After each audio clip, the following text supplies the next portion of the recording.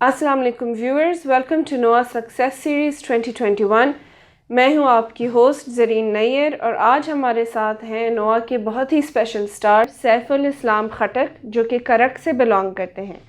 CSS 2021 में appear होके इन्होंने पूरे पाकिस्तान में 4th पोजीशन हासिल की और खैबर पख्तूनख्वा में 1st पोजीशन हासिल की और उसके बाद उन्हें पाकिस्तान एडमिनिस्ट्रेटिव सर्विस में एलोकेशन दी गई।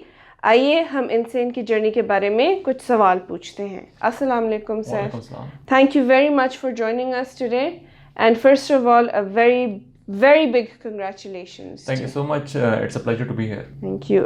सैफ, हमारे व्यूअर्स को प्लीज़ अपने बैकग्राउंड के बारे में बता दें, फैमिली, एजुकेशन वगैरह। मेरे फादर एक मिलिट्री ऑफिसर थे, डॉक्टर थे। तो मेरी जो बचपन की ज़िंदगी है वो काफ़ी एक शहर से दूसरे शहर में पोस्टिंग्स में गुजरी। मैंने बचपन में ही काफ़ी ज़्यादा सूबे पाकिस्तान के देखे। रिटायरमेंट के बाद हमने रिहाइश रावलपिंडी में इख्तियार की, जहाँ पे मैंने अपनी मैट्रिक और FSC आर्मी पब्लिक स्कूल और फौजी फाउंडेशन कॉलेज से मुकम्मल की। मैंने अपनी इंजीनियरिंग की डिग्री इलेक्ट्रिकल इंजीनियरिंग की बैचलर्स नस्ट यूनिवर्सिटी से किया है। नस्ट से ग्रेजुएट होते वक्त मैंने इरादा कर लिया था कि CSS की तैयारी करनी है, तो उसके बाद मैं डेडिकेशन के साथ CSS की तैयारी के लिए बैठ गया। फरवरी 2021 में CSS की अटैम्प्ट दी, तो उसके बाद मैंने काफ़ी ज़्यादा इल्म इकट्ठा कर लिया था, क्योंकि आपका एक इस तरह का प्रोसेस है जहाँ पे आप बहुत कुछ सीखते हैं दुनिया के बारे में। तो मैंने कहा कि जो मैंने इकट्ठा किया वो मैं अब दुनिया को वापस भी दूँ। तो मैंने एज अ पॉलिटिकल कमेंटेटर कुछ मुल्की और गैर मुल्की मीडिया इदारों के लिए लिखना शुरू कर दिया एज अ पॉलिटिकल कमेंटेटर। उसके बाद अभी मेरा एक थिंक टैंक के साथ पॉलिसी एनालिस्ट के तौर पे वाबस्तगी है और मैं वहाँ पे काम करता हूँ। अभी रिसेंटली मेरा रिज़ल्ट आया, तो इंशाल्लाह अभी looking forward to joining the Pakistan administrative service. और चूँकि आप एक आर्मी फैमिली से बिलोंग करते थे, आप बहुत शिफ्ट होते रहते थे, तो आपके एजुकेशन पे कैसा असर पड़ा? बिल्कुल, बचपन में तो अभी तो खैर सोशल मीडिया के ज़माने है, लेकिन बचपन में होता यह था कि कभी एक स्कूल में दूसरे स्कूल के साथ टाइमलाइन मैच नहीं करती थी, तो आपको या आप पीछे रह जाते थे या कभी आप बहुत आगे चले जाते थे। अब मुझे याद पड़ता है कि जब हम मरी से रावलपिंडी शिफ्ट हुए, तो मरी में विंटर सेशन चलता है, तो मुझे रावलपिंडी में समर सेशन चलता है, तो मुझे आधे सेशन का कोर्स खुद ही पढ़ना पड़ा था। आपके दोस्त होते हैं बचपन में, क्योंकि आपके बॉन्ड्स बनते हैं। अक्सर लोग कहते हैं कि हमारी 1 क्लास से दोस्ती है या नर्सरी प्रेप से दोस्ती है। वो दोस्तियाँ जो थी, चूँकि सोशल मीडिया नहीं था उस वक्त, तो हमारी दोस्तियाँ वो वाली बरकरार नहीं लगती। ऑल दो कुछ लोगों के साथ बाद में इंटरेक्शन या बाद में इंगेजमेंट हुई, दुनिया बहुत छोटी है, आपका उन्हीं लोगों के साथ दोबारा बार बार वास्ता पड़ता है, तो वो हुआ लकीली। लेकिन बचपन इसी तरह ही कभी एक जगह पे कभी दूसरी जगह पे इस तरह से गुजरा। और हमारे व्यूअर्स को शायद नहीं पता कि आप 8 बहन भाई में से सबसे छोटे हैं। जी, 8 बहन भाइयों में सबसे छोटा हूँ और उन सब के फैज़ से मैं फ़ायदा उठाता हूँ। मेरी फैमिली जो है उसमें एक्सटेंडेड फैमिली में इवन मैं पहला जो एक फ़र्द हूँ जिन्होंने सिविल सर्विस का एग्ज़ाम दिया और उसको पास किया। बाकी मेरे बहन भाई का ताल्लुक मेडिकल, इंजीनियरिंग और मिलिट्री बैकग्राउंड से। यूजुअली जो सबसे छोटे होते हैं वो लाडले होते हैं, और मैंने अक्सर ख़ानदानों में देखा है कि वो कुछ करते भी नहीं है। बड़े बहन भाइयों के लाड प्यार में, अम्मी अबू के लाड प्यार में ख़राब हो जाते हैं। और आप माशाल्लाह CSS पास किया, उसके ऊपर KP में 1st पोजीशन हासिल की और पूरे पाकिस्तान में 4th पोजीशन हासिल की और इंटरव्यू में टॉप कर लिया आपने, तो वो तो और भी आपका लाड प्यार बढ़ गया होगा। नहीं, ऐसी कोई बात नहीं है। इसका क्रेडिट मैं वैसे जो मेरा लाड प्यार ख़त्म करने का क्रेडिट है मैं अपने बड़े भाई को दूंगा। तो जब मैं छोटा था तो वो जान के मुझे ना अपने साथ ये सुजुकी और पब्लिक ट्रांसपोर्ट में लेके जाते थे, ताकि मुझे वो वाला एटमॉस्फेयर से मेरा वास्ता पड़े। मैं देखूं कि भाई अगर मेरा प्रिविलेज लेट से कहीं किसी कॉन्टेक्स्ट में एग्जिस्ट करता है, तो बाकी ऐसे लोग भी हैं जिनके पास वही, तो आपको अपने जो हालात है उनका ज़्यादा शुक्र अदा करते हैं और आपको उसका ज़्यादा अवेयरनेस होती है। तो मेरे बड़े भाई ने इंश्योर किया कि मैं लाडला ना बनूं, बल्कि इनफैक्ट अभी जो मेरे अंदर थोड़ा बहुत स्ट्रीट स्मार्टनेस का अगर एलिमेंट है, तो उन्हीं पब्लिक ट्रांसपोर्ट में धक्के खा के वो एवेंचुअली अभी पैदा हुआ है। चलिए, स्ट्रीट स्मार्ट बहुत ज़रूरी है और अब पास में तो आपके लिए बहुत यूज़फुल होगा। बिल्कुल। जब आपका रिज़ल्ट आया, पहले तो रिटर्न का रिज़ल्ट आया, फिर जब एलोकेशन का न्यूज़ आया है कि आपने माशाल्लाह इतनी अच्छी पोजीशन हासिल की, आपकी फ़ैमिली की क्या रिएक्शन थी? मेरी फैमिली ऑब्वियसली मेरी इस पूरी जर्नी में मेरे साथ रही है। मैंने जो डिसीजन लिया था जॉब ना करने का आफ्टर माय ग्रेजुएशन, ऑल्दो कुछ ऑफर्स अवेलेबल थी, मेरी फैमिली उस पूरे प्रोसेस में काफ़ी ज़्यादा सपोर्टिव रही और उनके बगैर ऑब्वियसली मैं इस तरह के डिसीजन नहीं ले सकता था। तो वो उनकी बैकिंग के अलावा मैं ये कर नहीं सकता था, तो जितनी मेरी एफर्ट थी उससे ज़्यादा उनकी एफर्ट थी मेरे साथ। तो ऑब्वियसली जब मेरा रिजल्ट आया तो बेसिकली उनकी एफर्ट का रिजल्ट भी आया।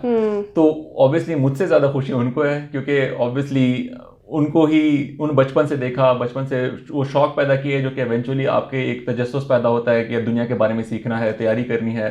जो जो अगर कोई लाइकनेस का एलिमेंट है तो वो भी उन्होंने ही कल्टीवेट किया।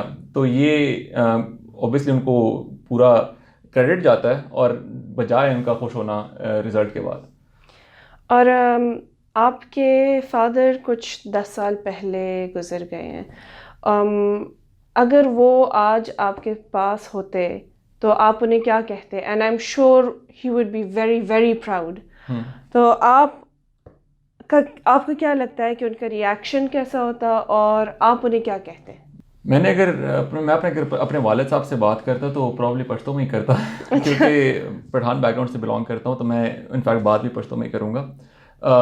अबू तो काफ़ी मुसरा वड़ी को लेकर डेर वट रोल अदा करा हूँ और दगिल यारे मदद तो चला वाला है और उस मोदा कामयाबी हासिल करा नो दल तक मौजूद ने और ऑब्वियसली ये एहसास हो सिशा हाँ पूरा कवाए नशी हो मुख्बल तरफ ना पूरा कोशिश होगा जैसा तो खूब वहाँ आगाज़ पूरा का और इंशाल्लाह मख के हाँ चिक्की में तो खूब वजह हुआ चीज़ा मुल्क से फ़ायदा हुआ का मुल्क तरह से चार हुआ का आगाज़ अबू पूरा का इंशाल्लाह। अब उससे पहले कि मुझे रोना आ जाए हम नेक्स्ट टॉपिक पे चले जाते हैं जो कि आपकी प्रैक्टिकल CSS प्रिपरेशन थी। अच्छा, रिटन की तैयारी आपने खुद से की है? जी, मैं वैल्यूएशंस कराता था तो वो काफ़ी ज़्यादा हेल्प आउट करती थी, लेकिन ये मेजॉरिटी मेरा अपना ही स्टडी रही है। तो शुरू करते हैं आपके ऑप्शनल सब्जेक्ट से। आपके ऑप्शनल सब्जेक्ट्स क्या थे? मेरे ऑप्शनल सब्जेक्ट्स थे IR, फिज़िक्स, जेंडर स्टडीज़ और US हिस्ट्री।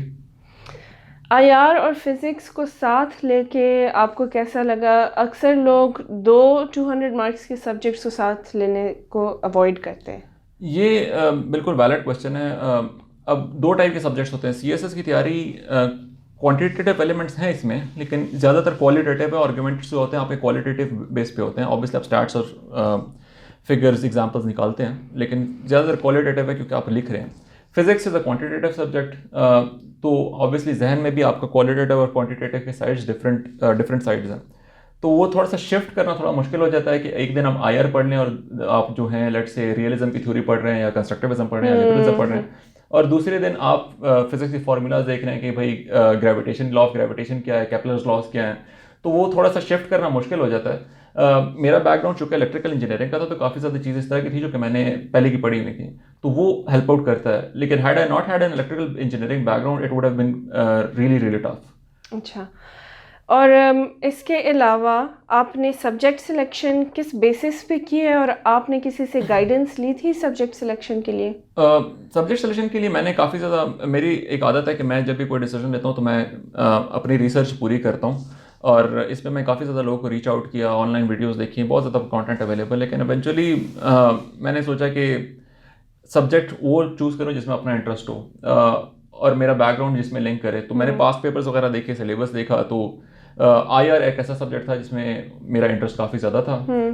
बचपन से पढ़ता आ रहा हूँ, तो अभी भी मैं IR से मुंसलिक ही एक इदारे के साथ काम कर रहा हूँ, तो वो IR मैंने चूज़ कर लिया और वो इंटरेस्ट की बुनियाद पे हो गया।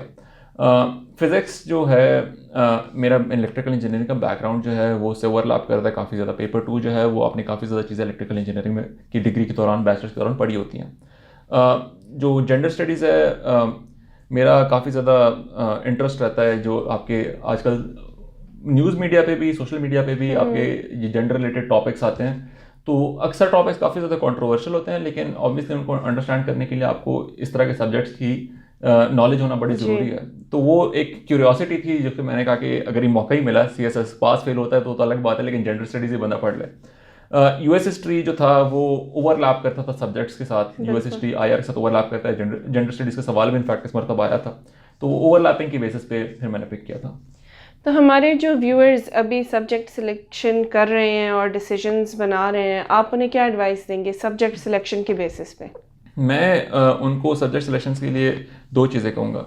पहले आपने देखना है कि आपके पास्ट पेपर्स, आपको अगर पास्ट पेपर्स आप व्यू करते हैं तो आपको कितना कोई क्लिक करती है कोई सब्जेक्ट, बिकॉज अगर वो आपको क्लिक करता है आप उसमें एफर्ट ज़्यादा पुट करेंगे, आपको वो सब्जेक्ट खुद अपनी तरफ पुल करेगा रादर देन आप पूरा टाइम 6 महीने 7 महीने अपने आप को उसकी तरफ पुश करते हुए पिक करेंगे, गुजारेंगे। दूसरी बात ये है कि आप ये भी देखें कि लेट से कल को लेट से CSS एंड, और ये थोड़ा सा मेरे ख्याल से मेरा ज़ाती ओपिनियन है, वो ये है कि कल को लेट से अगर CSS, क्योंकि CSS का रिजल्ट में अनसर्टेनिटी है वो सबको पता है, तो कोई ऐसा सब्जेक्ट आप पिक करें कि लेट से कल को CSS मटीरियलाइज नहीं करता खुदा ना खास्ता, तो वो सब्जेक्ट आपको हेल्प आउट ज़रूर करे आगे दूसरे प्रॉस्पेक्ट्स एक्सप्लोर करने में। क्योंकि हम डिग्री कर लेते हैं, CSS कर लेते हैं, लेकिन CSS in itself is a crash course on the world affairs. तो वो चीज़ जो है ना वो आपको, मेरे केस में भी उसने मुझे हेल्प आउट किया, और आपके केस में डेफिनेटली अगर आप कोशिश करेंगे तो आपको भी हेल्प आउट करेगी। जैसे कहते हैं कि if you don't pass CSS at least you become an intellectual. बिल्कुल। And do you believe that's true? Certainly I mean pass और फेल ये तो अल्लाह के हाथ में, लेकिन ये प्रोसेस इस तरह का है कि आपको दुनिया के बारे में आगाही ज़्यादा होती है, और इनफैक्ट हमें तो ये बात सेलिब्रेट करनी चाहिए कि हम थोड़े से वाइजर हो गए हैं eight the end of it. और कंपल्सरी सब्जेक्ट्स की तरफ आते हैं, जो कि सबसे मुश्किल यही कहते हैं कि एसे और इस्लामियात हैं। करंट अफेयर्स वगैरह में तो आई डोंट बिलीव कि आपके लिए कोई इशू होगा, क्योंकि आप एक थिंक टैंक में काम करते हैं, तो आपका सारा काम ही यही करंट अफेयर्स IR रिलेटेड है। और चूँकि आपने ख़ुद रिटन की तैयारी की है, तो आपने ऐसे की प्रिपरेशन कैसे की है? क्योंकि उसके लिए तो लोग कहते हैं कि टीचर के पास जाना ज़रूरी है और स्ट्रक्चर सीखना ज़रूरी है, और आपने ख़ुद ही कर लिया। ऐसे की तैयारी इस तरह से होती है कि ऐसे के लिए तो सबसे पहले आपको कंटेंट के पता होना चाहिए कि कंटेंट किस तरह का है। फिर आप डिफरेंट सोर्सेज करते हैं, कंसल्ट करते हैं, ऑनलाइन कुछ अवेलेबल हैं, कुछ आपको मेंटरशिप प्रोग्राम्स के थ्रू अवेलेबल होती हैं। अक्सर जो एकेडमीज़ होती हैं या मेंटोर्स होते हैं वो अपनी अप्रोच बताते हैं। मैंने तो ये इस हद तक लोगों को सुना हुआ है कि कुछ टीचर्स ने ये कहा था कि दो उंगलियां रख के तो आपने वर्ड्स लिखने, तो स्टूडेंट अगर उंगलियां रखने में टाइम लगाएगा तो लिखेगा कब? तो इस तरह इस हद तक अनसर्टेनिटी एसोसिएटेड है इस सब्जेक्ट के साथ। मेरी अप्रोच ये थी कि मैंने ऑब्वियसली सारी सोर्सेज कंसल्ट की, मैंने देखी कि अच्छा कौन क्या कहता है, और इवेंचुअल जो रीजनिंग थी वो मैंने अपनी बेसिस पे की।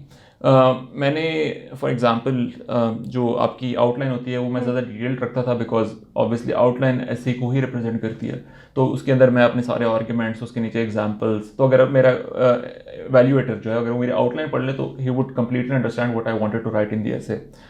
एक और अप्रोच ये थी जो कि आपको एग्जाम के अंदर काफ़ी ज़्यादा हेल्प आउट करेगी, वो ये है कि आप ना थोड़ा सा सोच लें कि लेट से अगर एजुकेशन के ऊपर ऐसे आता है कि जो से डायमेंशन से आता है ऑनलाइन एजुकेशन जो भी है, तो आप पहले का सोच लें कि आपने इंट्रोडक्शन किस साइड से स्टार्ट करना है, कोई कोट हो, कोई एग्जाम्पल हो, तो आप ये जब एक बार फाइनलाइज कर लेते तो, क्योंकि ऐसे में स्टार्ट लेना थोड़ा सा मुश्किल हो जाता है। अगर आपका स्टार्ट गलत हो गया तो ऑब्वियसली आपका पूरा फर्स्ट इंप्रेशन जाएगा।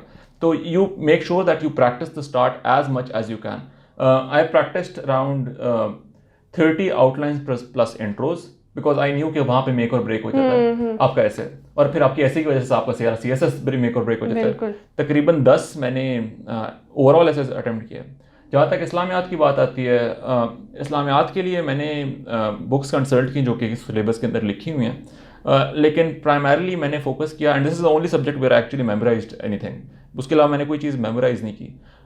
मैंने मेमोराइज जो आयतें हदीसें जो एसोसिएटेड थी, इन माय केस मैंने काफ़ी ज़्यादा एक सवाल आता है कि अरबिक में करनी है नहीं करनी, या रेफरेंसेस लिखने नहीं करने, and this was my personal approach towards it कि मैंने नहीं की थी, बिकॉज आई फेल्ट कि काफ़ी ज़्यादा टाइम लग जाएगा मुझे अगर मैं अरबिक और सारे रेफरेंसेस याद करूँगा। तो वो की और फिर उनको प्लग किया जहाँ पे आंसर्स में रेलिवेंट थी, और हो गया पेपर। हमारे व्यूअर्स को फिर कुछ स्पेसिफिक रिसोर्सेज भी बता दें ऐसे के लिए जहाँ से आपने गाइडेंस ली, और इस्लामियात और कोई भी सब्जेक्ट और कोई जेनेरिक बुक्स भी हों, anything that could be useful for an aspirant right now.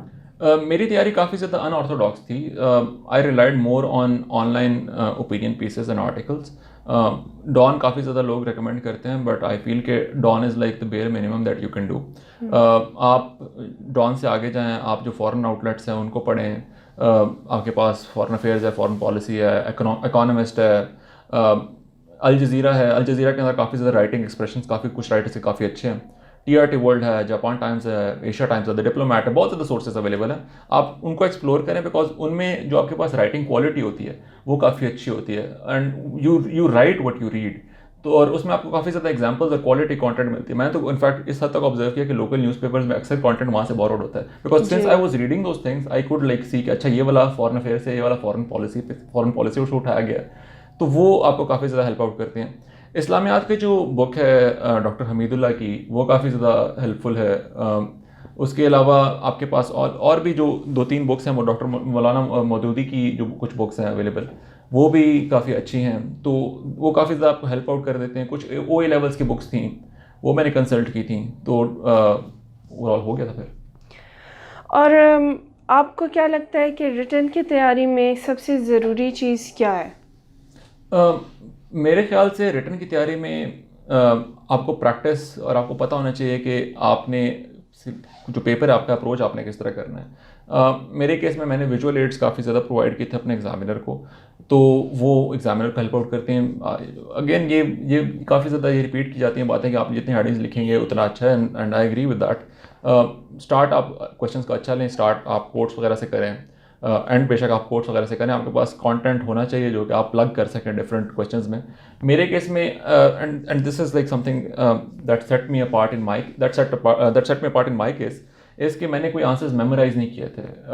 मैंने बस अंडरस्टैंडिंग डेवलप कर ली थी डिफरेंट इशूज़ के बारे में. मेरे सामने एक फॉर एग्जांपल मेरे टेबल के सामने एक वर्ल्ड मैप पड़ा हुआ है, तो जब भी मैं कोई टॉपिक पढ़ता हूँ तो मैं वर्ल्ड मैप में उसको विजुअलाइज करता हूँ. तो not only do I like draw the world map in the written paper, I could actually like comprehend कि अच्छा इसके अंदर लेट्स से अगर कोई टॉपिक आया हुआ है, लेट्स से कश्मीर और नगोर्नो काराबाख का आया हुआ है या फिर 5th जनरेशन वॉरफेयर का आया हुआ है, तो इसके अंदर क्या नीटी ग्रिटीज हैं और कौन सी ऐसे एलिमेंट्स हैं जो कि दूसरा कैंडिडेट नहीं लिख रहा होगा. क्योंकि eight the end of the day it's a competitive exam, और जो स्टैंड आउट करेगा वो स्टैंड आउट करेगा. So like unique perspective provide किया आपने. और इसके अलावा प्रिपरेशन के लॉजिस्टिक्स पे आते हैं, आपने टाइम कितना दिया, how important is note taking, reading, और स्पेशली मैंने सबसे ज़्यादा सुना है कि राइटिंग प्रैक्टिस बहुत ज़रूरी है. बिल्कुल. सो बेसिकली मेरी जो मैक्रो टाइमलाइन थी वो स्पैन करती थी अराउंड 5 to 6 months. तो मैंने 5 to 6 months तैयारी की थी. उसके बाद थोड़ा सा टाइम बचा था, मैंने रिविजन की थी. और राइटिंग डेली अगर मैं बात करूँ तो इनिशियली मैंने 6 to 8 hours दिए थे. 2 hours मैं ओपिनियन पीसेस पढ़ता था, और ये जो 2 hours है वो eventually 50% of the content that I wrote, perhaps more than 50% that I wrote in the written exam, वो उन 2 hours की तैयारी से निकला था. बाकी जो 6 hours थे ऑब्वियसली सब्जेक्ट के ऊपर 1 by 1 एक सब्जेक्ट किया था. जहाँ तक बात आती है नोट टेकिंग की, मैंने शॉर्ट नोट्स बनाए थे, मैंने लॉन्ग नोट्स नहीं थे बनाए. और वो शॉर्ट नोट्स भी अक्सर लोग कहते हैं क्योंकि जब आप एग्जाम पास कर लेते हैं तो लोग कहते हैं कि हमें नोट्स अपने प्रोवाइड कर दें. तो वो शॉर्ट नोट्स ऐसे हैं कि वो सिर्फ मैं ही पढ़ सकता हूँ. तो आपका शेयर करने का कोई प्लान नहीं है? अगर आप मैं शेयर भी कर लूँ तो वो आपको पूरे डिसाइफर करने पड़ेंगे, वो पूरा काफ़ी मुश्किल हो जाएगा आपके लिए. आप ज़्यादा टाइम डिसाइफरिंग में लगेंगे, पढ़ेंगे आप कम उससे. तो ऑब्वियसली मैं कोशिश करता हूँ कि मैं हेल्प आउट करूँ ऑनलाइन अपने सोशल मीडिया प्लेटफॉर्म्स के थ्रू, लेकिन वो नोट तो मुझे सिर्फ समझ आएंगे.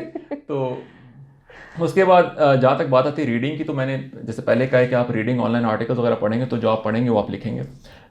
राइटिंग प्रैक्टिस ऑब्वियसली काफ़ी ज़्यादा इंपॉर्टेंट है, और ये मेरी काफ़ी कैंडिडेट से डिस्कशन हुई है कि काफ़ी कैंडिडेट कहते हैं कि हमारा पेपर कंप्लीट नहीं होता. तो मेरी अप्रोच ये थी कि मैं अपने पहले 30 मिनट्स में पूरा पेपर की एक आउटलाइन, 4 क्वेश्चन करने थे तो 4 क्वेश्चन की मैं एक आउटलाइन बना लेता था, और बाकी 2.5 घंटे जो थे वो मैं सिर्फ लिखने पे गुजारता था. तो इसके रैशनल ये है कि जब आप 1 by 1 सारे क्वेश्चन करते हैं तो जब आप 2 hours 30 minute मार्क पे पहुंचते हैं और आप आखिरी क्वेश्चन कर रहे हो तो आपका जहन बिल्कुल बंद हो चुका होता है, बिकॉज आप मेंटली और फिजिकली आप बहुत ज़्यादा एग्जॉस्ट होते हैं, बिकॉज आप झुके होते हैं पूरा टाइम पेपर में. तो वो एग्जॉस्टन की वजह से आप सोच नहीं सकते. तो आपने शुरू में जितना सोचना है आपने सोचना है, उसके बाद आपने लिखना है. तो इसमें आपका पेपर कंप्लीट हो जाता है. और ये मैंने ये टेक्निक डेवलप की थी जब मैं खुद प्रैक्टिस कर रहा था मॉक्स वगैरह के थ्रू. और एवेल्युएशन आपको क्या लगता है कितना ज़रूरी है? मेरे ख्याल से एवेल्युएशन का बहुत इंपॉर्टेंट रोल है. आपके जो मार्क्स आते हैं एवेल्यूएशन के थ्रू, वो मे बी डायरेक्टली ट्रांसलेट ना करें। मैं उन लोगों को जानता हूँ जिनके बहुत कम मार्क्स आते थे मॉक्स में और उनका क्लियर हो गया, और मैं उन लोगों को भी जानता हूँ जिनके बहुत ज़्यादा आते थे तो उनका क्लियर नहीं हो पाया। लेकिन होता ही है कि आपको खुद अपना अंदाज़ा हो जाता है कि आप जो हैं किधर खड़े हुए हैं। एक चीज़ जो मैं काफ़ी ज़्यादा लोगों को रेकमेंड करूंगा कि अगर आपके लेट्स से एवेल्यूएशन में अच्छे या बुरे मार्क्स आ रहे हैं, don't take it to heart. अगर अच्छे आ रहे हैं तो फिर तो definitely don't take it to heart, क्योंकि अगर आप बैटल फील्ड पे उतरने से पहले जीत मान चुके हैं तो आप फिर वहाँ पे जाके जब आप कंप्लेसेंट होंगे तो obviously you'll suffer the consequences of it. तो ये that is my recommendation to candidates. और एवेल्यूएशन में तो वैसे भी वो कहते हैं अगर पेपर में इन्हें 40 मार्क्स मिलेंगे तो हम इन्हें 30 देंगे हैं एक्स्ट्रा मोटिवेशन के लिए। बिल्कुल बिल्कुल। अच्छा, प्रिपरेशन के हवाले से कोई स्पेसिफिक ओवरऑल गाइडेंस जो आप देना चाहें ऑडियंस को?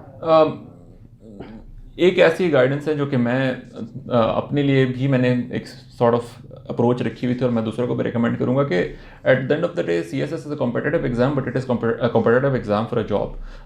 आप बहुत ज़्यादा अगर इसमें घुस जाते हैं तो obviously that's the good thing, आपको मोटिवेट कर देती है। लेकिन कुछ लोगों के साथ होता ही है कि वो उनको बहुत ज़्यादा प्रेशर में ले आती है। तो मैं रिकमेंड करूंगा कि just approach it with practical manner. आप देखें कि भाई eventually eight the end of the day आपको एक जॉब मिल रही है, तो जैसे जॉब के लिए आप तैयारी करते हो आप इसके लिए भी तैयारी करें। और लेट्स से अगर वर्स्ट केस सिनेरियो आपका नहीं हो तो there are plenty of jobs out there, तो that would be my approach for it.